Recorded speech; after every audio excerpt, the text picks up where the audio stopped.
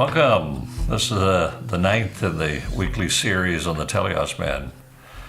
Hope you've been enjoying these. I really love having you join us, and I really love telling you about what God has prepared for you, desires for your life, to transform your life so that it will look like Him and look He created you to be.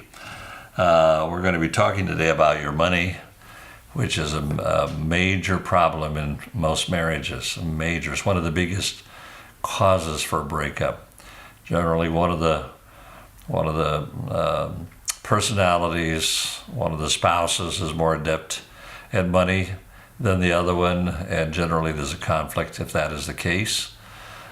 Sometimes they're both inept at money, and that really causes problems. And then sometimes both of them have a desire to go in different directions with their money, which causes problems. So we've got an entire chapter on your money. Very, very important chapter. So I hope you can refer to the book, and the book can help you out because there's a lot of great suggestions. And I've used some professional advice in this.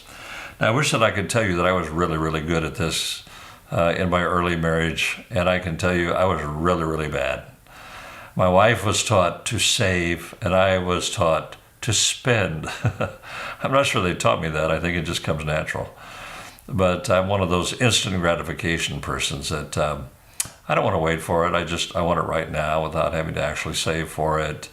That creates a lot of problems. Now, in the early days of our marriage, credit cards were not an issue. Still, I had a problem with it because I was never taught to save. So the Bible's very, very clear.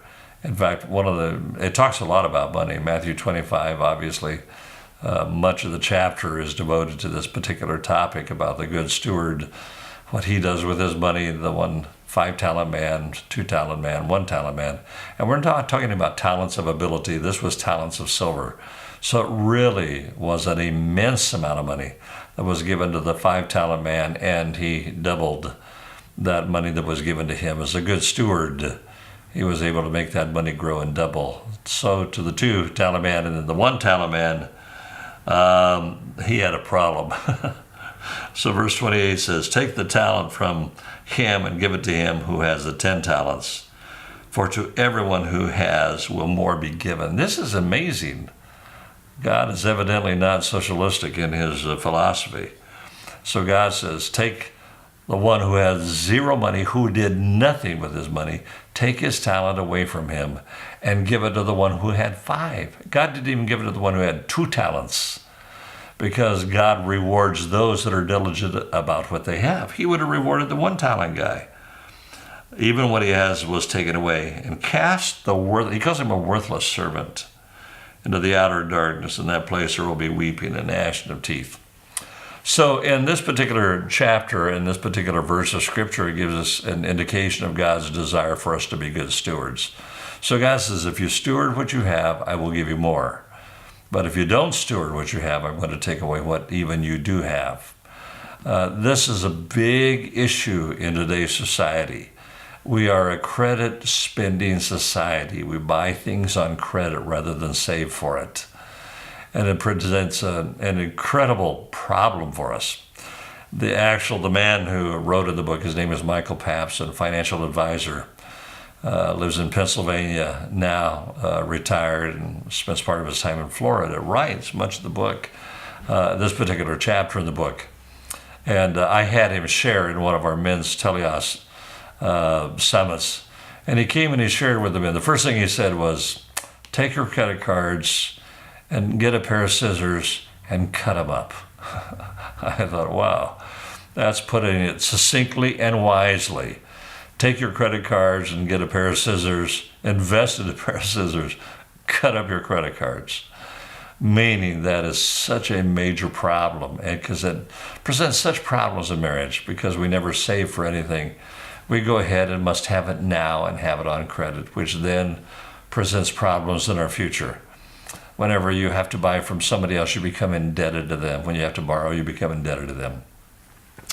The Bible is very clear that the first 10% of everything that we get should go back to Him. God has given us 90%, and He says, you give me the 10% first, not second, third, fourth. first, before bills, before anything else.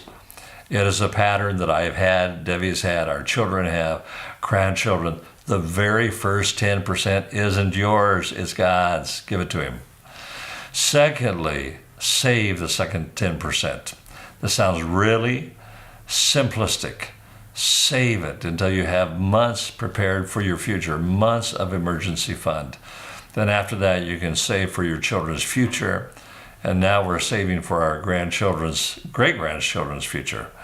So I hope I do a better job in the latter years of my life than I did in the first years. But I think there's a lot of wisdom in this chapter. Probably most of it comes from my failures, so you don't have to do it. And secondly, comes from a professional. You'll want to check out the book, The Teleios Man. You're really, really special. I hope you know that. And I hope you'll join me next week for our next session on your personality. Have a blessed week, and I'll see you next week.